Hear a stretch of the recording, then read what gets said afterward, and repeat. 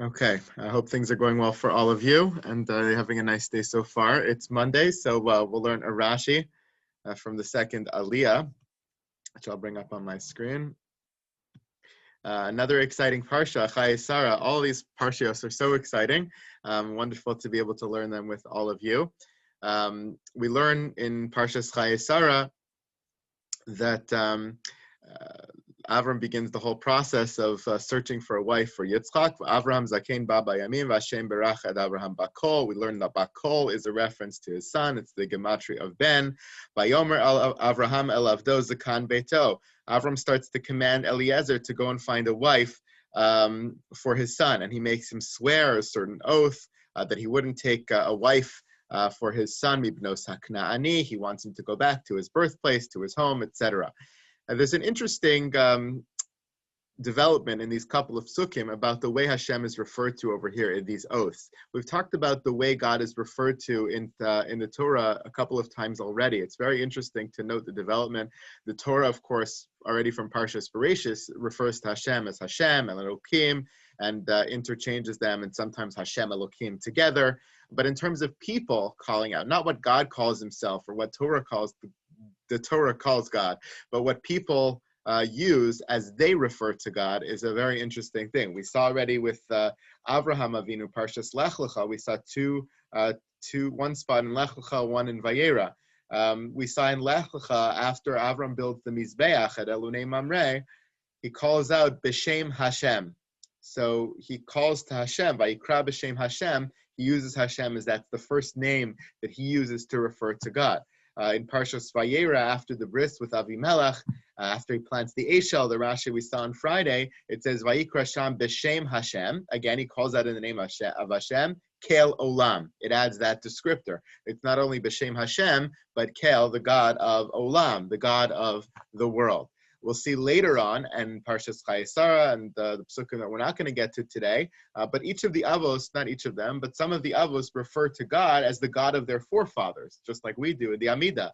So, Elokei Avi Avraham, we're going to see Elokei Pachad Yitzchak, different references to the God of those who came before them. That's what the avos use. So we're going to see here in our psukim two references. When he talks to Eliezer at first, he says, V'ashbiacha b'Hashem, Elokei Hashamayim v'Elokei ha'aretz. This is a new description. We haven't seen this yet. He calls God the God of the heavens and the God of the earth. A nice, beautiful description, of course, one that we would use as well. And so very perfect and apt description of Kadosh Baruch Hu, who is the Melech Malchai Amlachim, is the Melech and Shemayim and Aretz and everything in between. But if you go further down in this whole process of this oath, Vayomer Lav Avraham Yishamar Lecha Pen Tashiv B'nei Shama, don't leave my son there. And then he describes why it's so important that you bring my son back to this land, to the land of Canaan, the land God promised me. Why? Because Hashem Elokei Hashamayim Asher Lekachani Beit Avi Me'eretz Moladati V'Asher Diber Li V'Asher Nishbali Le'mor Lezaracha Eten Et Haaretz Hazot Hu Yishlach Malachav Lefanechem Lakach Yisha Livni Misham.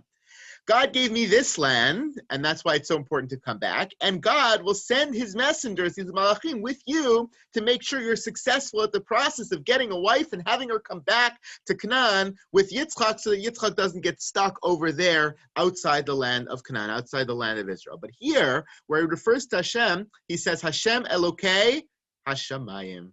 It's a big oddity. In the span of 4 psukim, he goes from talking about God, B'Hashem Elokei Hashamayim v'Elokei ha'aretz, God, the God of the heavens and the God of earth, to now saying Hashem Elokei Hashamayim, the God of the heavens. Now, it's one thing if earlier on or later on in the parsha there was a development or a change of the names, but here it's the same scene, it's the same conversation, it's the same interaction between Avram and Eliezer. You could have imagined that, as we've seen so far, different names are used. Elokei Hashamayim, B'Shem Hashem, B'Shem Kel Olam, various references. But in the span of one conversation, why does the name change? Why doesn't Avraham just say again over here, Hashem Elokei Hashamayim v'Elokei ha'aretz, Asher lekachani min beit avi me'eretz moladati? I hope you understand the question. So Rashi addresses himself to this question. And he says there's a deliberate reason why Avram changed the reference in the beginning of the conversation to the end of the conversation in the way he refers to Hashem. Velo amar Elokei haaretz. In the second reference, he only says Elokei hashamayim, but not Elokei haaretz. Ulamala amar, and earlier on in Pasuk Gimel, it says Va'ashbiacha b'Hashem Elokei hashamayim ve'Elokei haaretz. Why the difference, says Rashi? Amar lo, achshav hu Elokei hashamayim ve'Elokei haaretz. Shehir galtiv b'fi habrios. Aval kishelakachani mibeis avi.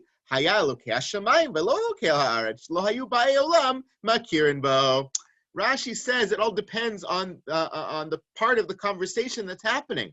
In the present, when Avram makes Eliezer swear, Ashbiacha, I'm going to have you swear now in the name of God as he is now. Well, now he's Elokei Hashamayim Elokei Haaretz. He's the God of the heavens. And because I have been so successful at spreading his name here on earth, he's now Elokei Haaretz also. He's the God that's recognized in the heavens and recognized now on earth as well.